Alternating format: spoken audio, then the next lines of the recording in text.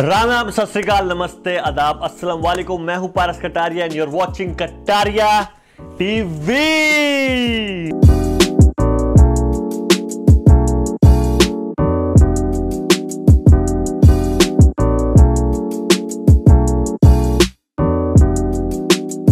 Guys, how are you? क्या हाल चाल आप सबका? आई होप आप सब बढ़िया होंगे।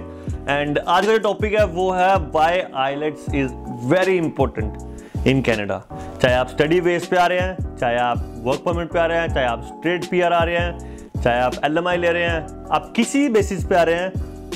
Now a days why Canadian immigration wants कि हर बंदे ने आइल्स करी हो, आज उसके बारे में हम बात करेंगे। आइए शुरू करते हैं वीडियो।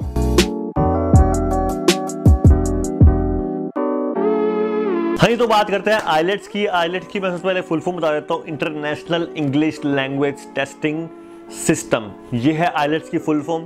और इसके बाद जो मेरी एक वीडियो होगी वो होगी आइलेट्स के बारे में कि आप अच्छा स्कोर कैसे ले सकते हैं। उसके बारे में कुछ टिप्स, आपको ट्रिक्स बताऊंगा और आपको आई होप वो बहुत अच्छी लगेगी वीडियो। तो stay tune to my Kataria TV channel, subscribe कर लो, नहीं किया तो अगेन कह रहा हूँ।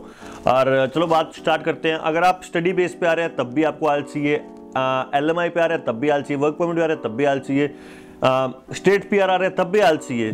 तो इमिग्रेशन ने ऐसा रूल क्यों किया? सबसे पहले मैं बता दूं, यहाँ पे इंग्लिश क्यूबेक को छोड़ के पूरे कनाडा में इंग्लिश फर्स्ट लैंग्वेज है। और क्यूबेक में फर्स्ट लैंग्वेज फ्रेंच है, सेकंड इंग्लिश है। सो इंग्लिश है क्यूबेक में भी, ऐसा कुछ नहीं है। सो पूरे कनाडा में लेके चलते हैं कि इंग्लिश सबसे मस्त जरूरी लैंग्वेज है। अगर आप यहाँ पे आओगे, फॉर श्योर काम करोगे, अगर आप कम्युनिकेट ही नहीं कर पाओगे एक दूसरे से, अगला बंदा गोरा है, आप उसकी कंपनी में जा रहे हो या कोई भी दूसरा बंदा है, मेन लैंग्वेज यहाँ पे इंग्लिश है, इंग्लिश में कम्युनिकेट ही नहीं कर पाओगे तो काम क्या चलेगा?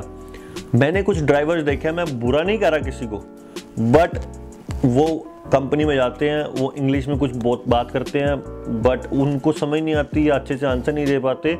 मैं किसी को गलत नहीं कर रहा, वो उस एज में आए, मैं नहीं कह रहा कि पढ़े लिखे नहीं है, बट कनाडा इमिग्रेशन को उस चीज़ से प्रॉब्लम हो रही है अब, इसलिए वो चेंजेस ला रहे हैं कि हाँ एटलीस्ट बंदे को इतनी इंग्लिश आती हो कि वो कम्युनिकेट कर सके, ताकि बिजनेस स्किल्स बढ़ते रहें और जो बिजनेस करना है, जो कम्युनिकेट करना है, उनमें प्रॉब्लम ना हो। जरूरी नहीं है ट्रकिंग में, कह रहा हूँ हर एक फील्ड में ये प्रॉब्लम आ रही है। इसलिए इमिग्रेशन ने कहा है कि अगर आप एलएमआई ले रहे हैं तब भी आपको अब आइल्स की ज़रूरत है। आइल्स अगर आप करेंगे तो आपकी फाइल बहुत स्ट्रॉन्ग हो जाएगी। चाहे 5 बैंड, एलएमआई सिर्फ 5 साढ़े 5 बैंड मांगते हैं, जो एआईपीपी का प्रोग्राम है उसमें सिर्फ 4.5 बैंड मांगते हैं। और वर्क परमिट पे आप किस कैटेगरी में आ रहे हैं उसके हिसाब से आइल्स मांगते हैं। स्टडी पे अगर आप 12th के बाद आ रहे हैं तो 6, ग्रेजुएशन के बाद आ रहे हैं तो 6.5, पीआर पे आ रहे हैं तो 8,777। हर चीज़ में अलग अलग तरह के बैंड इन्होंने रिक्वायरमेंट करी है। एटलीस्ट मिनिमम इज़ 4.5 और 5, ताकि आपको थोड़ी बहुत इंग्लिश बोलनी आती हो, आप यहाँ के कम्युनिकेट कर सके।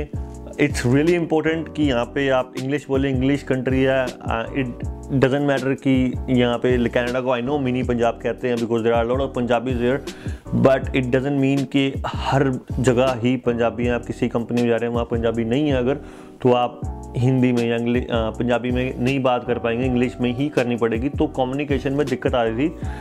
और जो दूसरा रीज़न है इमिग्रेशन को दिखा भी, इसके हिसाब से जो बंदा आ रहा है वो थोड़े से एफर्ट लगाएगा अपने, कुछ सीखेगा नया। जो आई नो किसी की एज अगर ज़्यादा है, किसी को इंग्लिश नहीं आती, शुरू से पढ़ा लिखा नहीं है जो, बट कनाडा इमिग्रेशन चाहती है कि आप लिटिल बिट इंग्लिश बोलो। अगर आप एयरपोर्ट पे आते हो तो भी वहाँ पे दिक्कत होती है।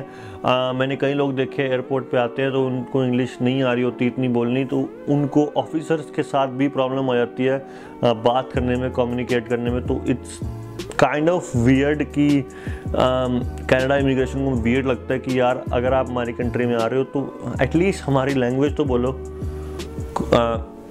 लिटिल बिट सीख के आओ कि हाँ बात करने में कोई प्रॉब्लम ना हो। बिकॉज मैं नहीं कह रहा कि इंडियंस ही हैं, मैं नहीं कह रहा पाकिस्तानी, बांग्लादेशी, सब बहुत सारे लोग आते हैं यहाँ पे। चाइनीज़ लोग आते हैं, चाइनीज़ लोगों से नी हाओ मा is like how are you in Chinese. उनके अलावा हाय हाउ आर यू, उनको कुछ बोलना ही नहीं आता, तो उनके लिए प्रॉब्लम क्रिएट हो जाती है। और अगर आपको यहाँ पे सिटीजनशिप लेनी है एट द एंड, तो भी इंग्लिश का टेस्ट देना पड़ता है, यहाँ पे टेस्ट देना पड़ता है एक और उनकी लैंग्वेज का। तो मैं सिर्फ इतना कह रहा हूँ कि आप जिस भी कंट्री से आ रहे हैं, अपना थोड़ा सा इंग्लिश बोलना, और आइल्स तो आई नो अब कर ही दिया है कि आपकी फाइल स्ट्रॉन्ग होएगी, पॉइंट्स बढ़ेंगे, इसलिए आप आइल्स थोड़ा सा ध्यान दें आइलेट्स के ऊपर। Immigration is getting really hard for Canada, rule strict rule बनाई जा रही है, बिकॉज जैसे जैसे उनको पता चल रहा है कि ये चीज़ सही नहीं है कनाडा के लिए, या उनको प्रॉब्लम्स हो रही हैं, हर जगह लोग कंप्लेन कर रहे हैं इमिग्रेशन में, उस हिसाब से वो उसी हिसाब से अपने अपने रूल बनाए जा रहे हैं।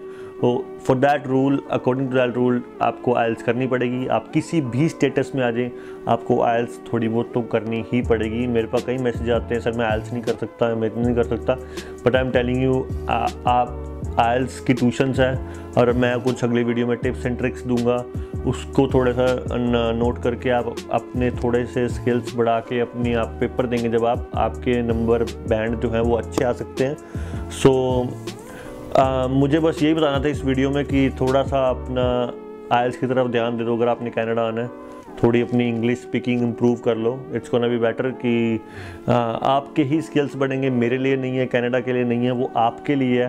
कल को आप यहाँ पे कोई बिजनेस करते हो, कोई काम करते हो, कुछ करते हो, तो आप ही अच्छे से कम्युनिकेट कर पाएंगे, आपके लिए बेनिफिट होगा, आपको जॉब अच्छी मिलेगी। तो इट्स ऑल फॉर यू, किसी का कोई फ़ायदा नहीं हो रहा, आपके लिए है सब कुछ। Thank you so much for watching this video. Instagram और फेसबुक को जरूर फॉलो करो। इंस्टाग्राम है कटारिया 007, फेसबुक है कटारिया टीवी। और अभी भी क्वेश्चन है आइलेट्स के, एज ए मैं कंसल्टेंट भी काम करता हूँ, किसी कोई फाइल लगवानी हो, कॉलेज चेंज करवाना हो, कुछ भी काम हो कनाडा में, पीआर लगवानी हो, नीचे जो कमेंट सेक्शन में कमेंट करो, या मुझे फॉलो करके इंस्टाग्राम में मुझे वहाँ मैसेज करो, फेसबुक पर भी कर सकते हो, जहाँ आपका दिल करे वहाँ करो। स्नैपचैट पर भी आईडी है यार, PK पारस के नाम से। सो PK पारस मतलब PK टूल नहीं, पारस PK पारस। तो thank you so much for watching this video.